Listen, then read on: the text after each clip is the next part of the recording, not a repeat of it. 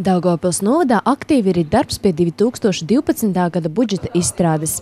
Līdz 10. februārim tika apkopoti visu pagastu pārvalžu un novada iestāžu sagatavotie budžeti, kuri tika nodoti izskatīšanai Daugavpils novada domes finanšu darba grupai.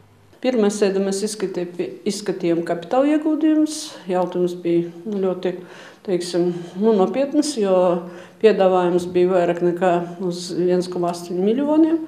Protams, ka tādu summu mēs nevaram atļauties iestrādāt budžeta.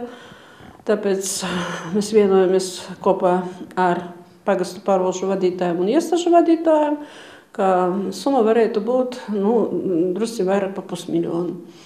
Kapitāla ieguldījumi visi jau iestrādāti budžeta. Šodien notika otrā darba grupas sēde. Mēs izskatījām konsolidētu budžetu.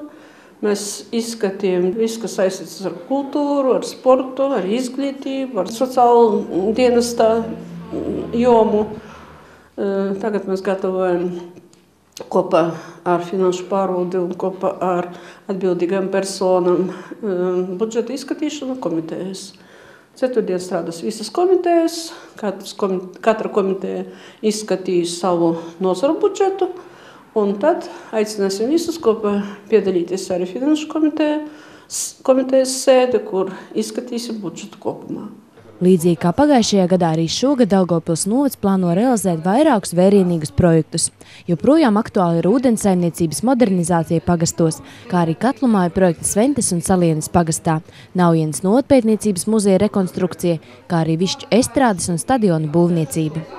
Budžets kaut kur pa 700–800 tūkstošiem latu mūsu ieņēmuma daļa būs lielāka.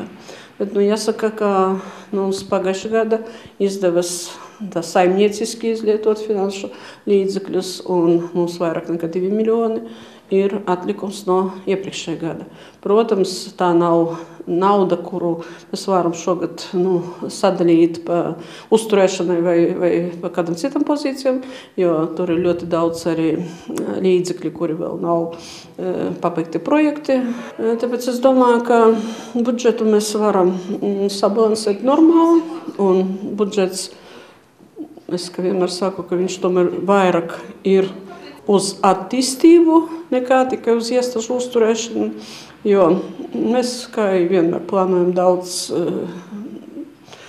daudz realizēt projektus arī ar Savienības, protams, līdzekļu piesaisti, kā arī kapitāla ieguldījumi.